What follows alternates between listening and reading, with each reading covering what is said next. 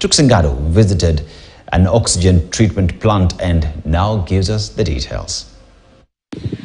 Kenya is a net importer of oxygen. This is because the local demand supersedes the availability of locally produced oxygen. Now, during the COVID-19 pandemic, storage facilities such as this did not have any full cylinders.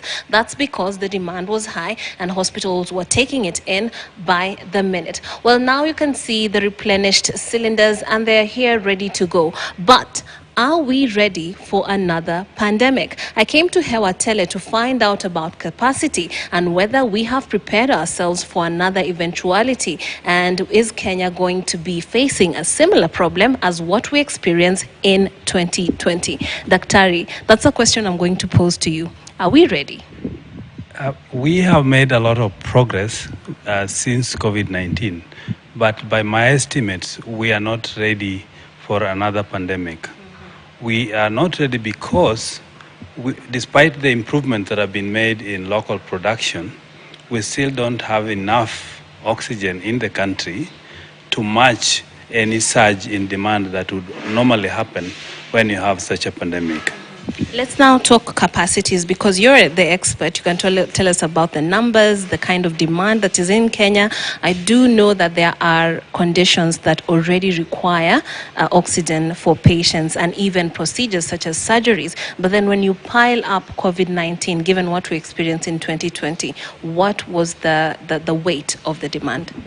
The weight of the demand, I would say, in fact, for COVID-19, Kenya was in a much better position than most countries.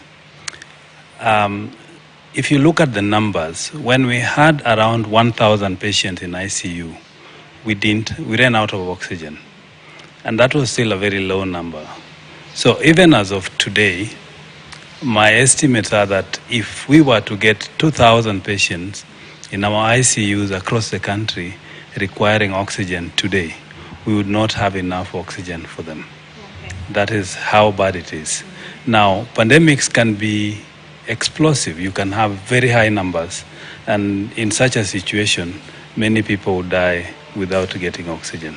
But let's dig deeper into the kind of improvements that have been made in terms of capacity. Are there more plants in the country? Are we having more machines or systems that can create more oxygen, more cylinders? Explain to us what's better in Kenya and the gap that we still have.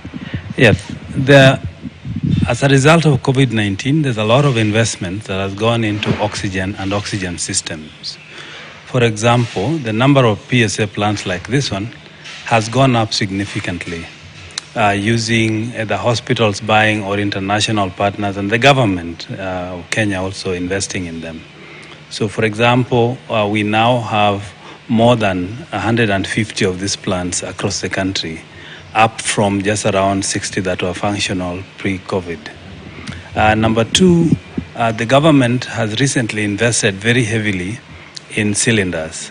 I think there's just one supply system that the Ministry of Health and AMREF have recently brought in more than 26,000 cylinders to support the distribution of oxygen. There's also been a lot of investment in liquid storage tanks across many of the large hospitals across the country through the same investment. All these investments have improved our capacity to respond. Now, the main challenge remains, for example, when you look at liquid oxygen for these hospitals, where do you get it from? We are importing most of what we are using today. Right. And even when it comes to the setting up of such plants, it's quite pricey. But I'm imagining when you look at it from the point of view of the sick person, maybe at home or in hospital, the price is also not something that is very friendly to them. How can the price go down? Is it about more production, or what exactly would be the solution to that? So the bulk of the cost that the patients pay for oxygen is related to the logistics of it, the transportation, the cylinders, and just bringing it closer to patients. So how you reduce the price of oxygen, you can do three things. One, you produce it closer to where it's needed. One of the inputs is also very high cost of electricity. Kenya has a relatively higher price of electricity per kilowatt hour compared to our neighbors. So that's another input. So if the government could lower the price for production of oxygen or in industrial settings, I think that could help to lower the price. But the other big challenge that we are dealing with is importation. We are importing using dollars, we are selling it in shillings. And the shilling has lost quite a bit of value against the dollar. So if you're still buying it at the same price that you paid for before, from Dubai, for example, you are bringing it in, and immediately because of that alone, the price in Kenya shillings goes up. That can be avoided if we have local production, because you'll have the product locally and it can be sold in Kenyan shillings. That could save the consumers quite a bit. Another thing that was blamed on the scarcity of oxygen is cylinders, basically, such as this, basically disappearing from facilities because patients are not giving them back, or some of them are being resold to steel plants. Speak to us about that and how perhaps things might be better or worse. Yeah, thank you. This is gold, actually. If you don't take care of the cylinders, they get stolen because they are sold to the steel factories for smelting. It's a very high quality steel, so it's very much valued by the smelters.